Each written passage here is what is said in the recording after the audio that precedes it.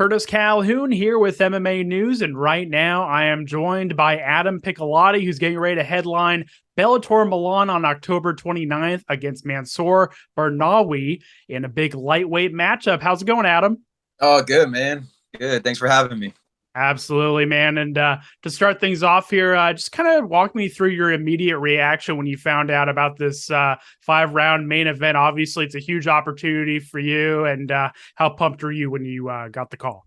Yeah, the reaction was fuck yeah, let's go. Main event Italy, like family name, big fight, 5 rounds. I'm in, It took me about 1 second to say yes.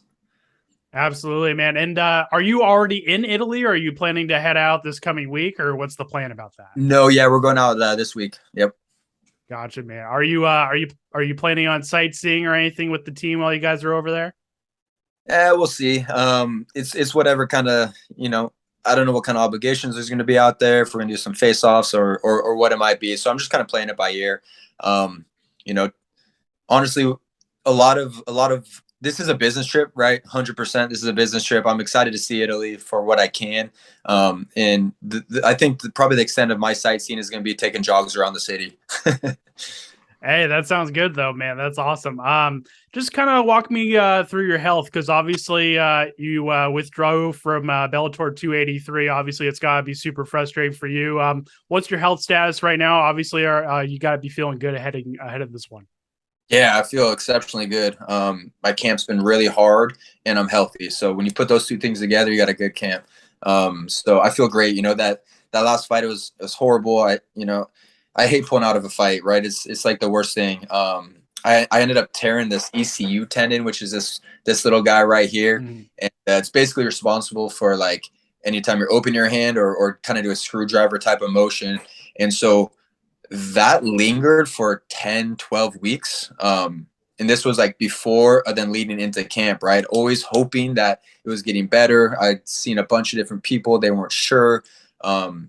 It just stayed and it stayed and it stayed to the point where I had no grip strength, I had no push, I had no pull, I had no punch. It was like my coaches basically had to drag me out of this fight kicking and screaming. But that's in the past now. We're here now. And I feel healthy, man. I feel great. No doubt about it, man. Let's look ahead. Just kind of walk me through what are some of the differences preparing for a 5-round fight versus a 3-round fight, right? Because I think this is your first time preparing for a 5-round fight, right? So, what are some of the differences in preparation? It's exactly that. You're fighting for a long amount of time, right? So the condition has to be there. The strength for that long distance has to be there. You need to be able to grapple for 15 minutes and still stand up and pop off some strikes, right? So the physical conditioning and preparation was a lot different this time. It's not to say that you'd put your foot on the brake when you're doing 3-round fights. Like I felt like I trained as hard as I could even then. But now that it's 5, it's making the extra rounds in every session count and making those rounds add up, add up, add up. And then on top of the physicality of it, it's preparing mentally for a 5-round fight. It's a little bit different strategy. It's a little different game. There's a lot of time to be had in there, and there's 5 chances for the guy to stand back up and start on his feet, right, to restart the round. So couple strategic approaches change, a lot of physical approaches change, and in the training camp. Mansour Barnaoui obviously making his Bellator debut, a really tough guy. He's fought on the European scene for a while now. What do you know about him? What were your thoughts when you got this matchup, and what kind of fight are you expecting? I know that he's tough, right? I know that he's good. Everybody that's fighting in these big shows in Bellator, and it's one of the best promotions in the world. So I know this guy's going to come out with all the weapons, right? Nobody's a white belt in one discipline anymore. Everybody's good at everything. So I expect nothing less from this guy. He's going to be tough everywhere. I just feel that I'm better everywhere. So I expect a good fight. I know he's going to be long, right? He's going to be tall. He's a pretty lanky dude. So that's kind of something that I've kind of factored in, especially with training partners and stuff like that. But yeah, I expect a good fight, man. The guy's going to be tough, and I'm excited about that. Who from AKA is going to be traveling with you for this one? So this time from AK, actually nobody's going to be in the corner from there. I'm going to have Raul Castillo from my home gym, my jiu-jitsu coach, my head coach forever. Then I've been putting a lot of time in at CSA, so I got Kieran Fitzgibbons, who's like kind of my dedicated striking coach now, an amazing coach. And then I've also got this coach. His name's Coach Mao, and I brought him for my last fight for Georgie. And man, he's a wonder. He's he's just well-rounded in his coaching abilities. I gotcha, man. And I want to ask you, like, what do you feel like a win does for you in terms of the lightweight division, right? Because obviously Scott Coker has been talking a lot about a lightweight Grand Prix in the works for next year. Obviously, that's got to be exciting for the whole division pretty much. Do you feel like a win is enough to get you into that tournament, or has Bellator talked to you about the path or anything like that? I haven't heard anything about it in terms of on the insides, but I mean, look, the 2 losses that I have dropped in the past 6 or whatever fights, I mean, those aren't even losses, man. It's more judging BS. It's more of the same, right? The Benson couldn't have been more clear. Sydney, I hurt way more than he hurt me, man. It was crazy. So regardless, yeah, I believe I should be in that tournament. I believe I should still be top 10, like getting booted for inactivity and then not put back on after I beat a 55 veteran who's fought all these guys, right? Like that is neither here nor there, not something I can control. But that's absolutely where my mind is getting the big, victorious, dominant win this next weekend and secure my spot.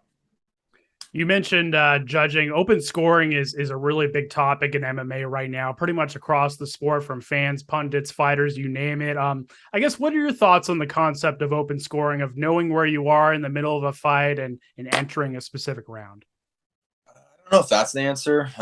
Opening scoring is interesting. I feel like what it would do would save the surprise, right? I wouldn't have been surprised when Benson won as much, in that moment. I would have seen it on the scorecards and been bitching even before the announcement got made, right? But I think open scoring does lend itself to stallers, and there's a handful of stallers that are out there. And if you know your head 2 rounds, what's the point in taking any sort of risk, right? So that's kind of the counter argument you're going to hear over and over. And I don't know the answer. I think there's plenty of room for improvement with even the way that it is now.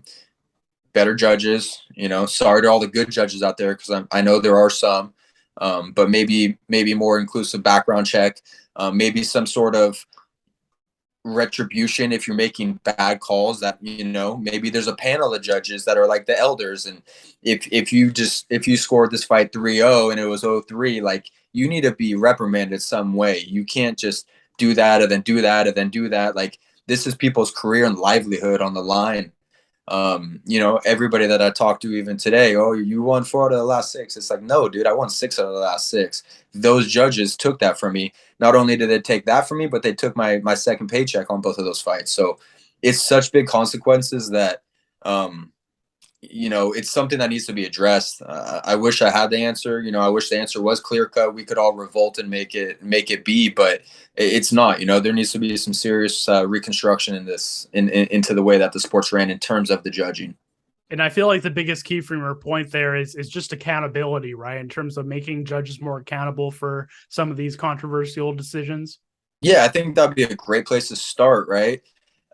And that would hopefully wean out some of the judging that is not fair or bad or, God forbid, biased. Even still, within that process, people are still getting screwed. People are still losing half of their money. Like, oh, you did a bad call. And all the elders said you did a bad call, but it is what it is, because we don't overturn calls ever for anything. Right. So, there needs to be some changes in play, but we'll see. I gotcha, man. And I want to switch gears a little bit here and talk a little bit about the top of the lightweight division right now. Obviously, you got Patricky Pitbull getting ready to return against Usman Nurmagomedov. Obviously, a big fight. What are your thoughts on that matchup and how it could potentially play out? Usman's my boy, and Usman's good. It's gonna be a fun fight. Obviously, respect the Pitbulls. I will wanted to fight them both forever.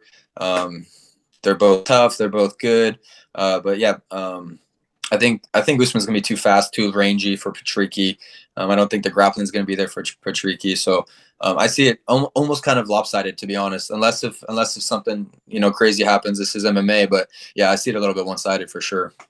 As a guy that's worked with Usman quite a bit, like you have, I mean, give us some insight in terms of how good he is in the gym and how technical he is, and because I feel like he's still a guy, even being linked to a guy like Habib, he's still a guy that's a relatively unknown amongst casual MMA fans, right? So, I mean, just kind of give us some insight to how good he is. Sure. I mean, listen, everybody is, especially from that camp. Everybody's coming into training every day, bringing their A game, putting it out, and it's no different for Usman. That guy trains like a madman.